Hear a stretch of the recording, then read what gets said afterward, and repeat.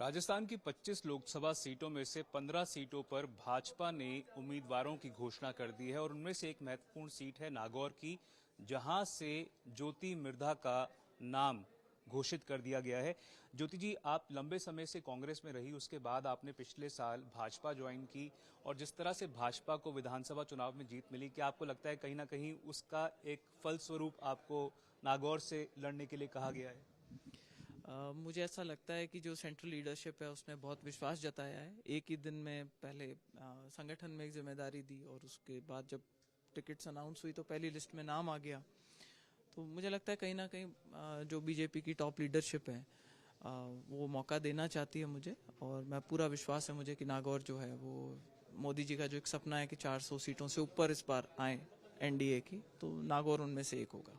पर नागौर में 2019 में हनुमान बेनीवाल भाजपा के गठबंधन में लड़े थे। आपके एक वो बड़े प्रतिद्वंदी माने जाते हैं, आर्च राइवल माने जाते हैं। क्या आपको लगता है कि अगर वो आरएलपी की तरफ से खड़े होते हैं तो मुकाबला जो है वो त्रिकोणीय या फिर कड़ा रह सकता है? देखिए, अब उस टाइम परिस्थितियां बहुत अलग थी। जैसा आपने देखा कि इस विधानसभा चुनाव में एक भ्रम लोगों का टूट गया, जो एक प्रोपेगेंडा चल रहा था कि न पूर्ण बहुमत भारतीय जनता पार्टी का आएगा, न कांग्रेस का आएगा, और लोग ये प्रचार कर रहे थे कि भाई सरकार की चाबी हमारे हाथ में रहेगी कि किसकी सरकार बनवाएं। तो वो भ्रम अब टूट चुका है। विधानसभा चुनाव के जो नतीजे हैं उसके बाद में बीजेपी की क्लियर मैंडेट मिली है, उनकी सरकार बनी है।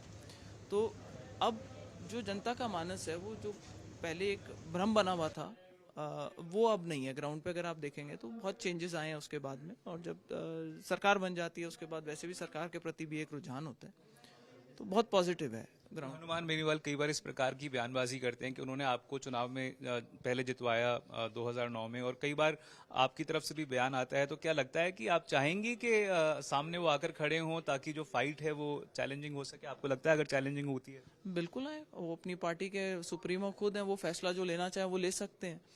और अगर कांग्रेस के साथ भी आज अगर गठबंधन करके आते हैं तो स्वागत है उनका, जिसको पार्टी वो उनका फैसला है। भारतीय जनता पार्टी ने मुझ में विश्वास जताया है, और मुझे लगता है कि माहौल वैसे भी आप देखें कि 2 बार जब मैंने चुनाव लड़ा, पिछली बार भारतीय जनता पार्टी की 25 की 25 सीटें आई थी, हमारी सीट हम कांग्रेस की तरफ से खड़े हुए थे और हम हार गए थे।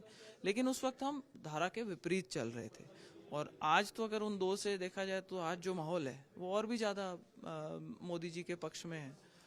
तो आपने कहा मोदी जी के पक्ष में, पर ऐसा क्यों मानती हैं आप? क्या ऐसा हुआ है आपके हिसाब से जिसकी वजह से आप कह सकें कि माहौल जो है वो भाजपा या नरेंद्र मोदी के पक्ष में? देखिए, जो मेरी नज़र में, ये मेरा अपना वो हो सकता है, लेकिन जो एक नया नेशनलिज्म का एक जज्बा हम देखते हैं आजकल, स्पेशली यूथ में जो देखते हैं, वो चीज़ 10 साल पहले नहीं देखी जाती थी। अब जब आप किसी को देखते हैं तो जो एक राष्ट्रवाद की भावना है वो कहीं ना कहीं लोगों में सामने आने लगी है। आदमी अपने आप को इंडियन बता करके और गर्व महसूस करता है, चाहे वो विदेश में भी होता है तो भी वो यही कहता है कि भाई मैं इंडियन हूँ। आपको लगता है राष्ट्रवाद या नेशनलिज्म जो है वो बड़ा मुद्दा है, और जो जमीनी मुद्दे हैं, इंफ्रास्ट्रक्चर, रोजी रोटी, रोजगार की, वो क्या गौण हो चुके हैं मुद्दों के तौर पर? इंफ्रास्ट्रक्चर के अंदर मुझे नहीं लगता कि जितना 10 साल में पीछे इस सरकार ने काम किया है कोई और सरकार इतना काम कर सकती थी। बार बार बेरोजगारी की बात कही जा रही है। राहुल गांधी ने कहा है कि भारत में पाकिस्तान से दोगुना बेरोजगारी है।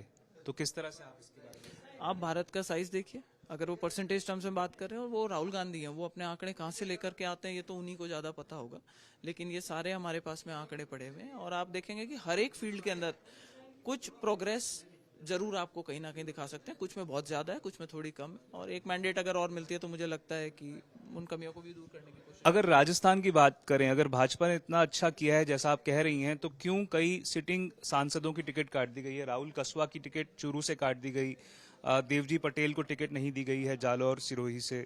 तो क्या आपके हिसाब से बीजेपी का नीचे जो ग्राउंड पर जो तंत्र है वो बहुत स्ट्रांग है, और जो ये सारा कुछ जो फीडबैक आता है उस पर डिपेंड करता है कि वो सीटें किसको दी जाएं।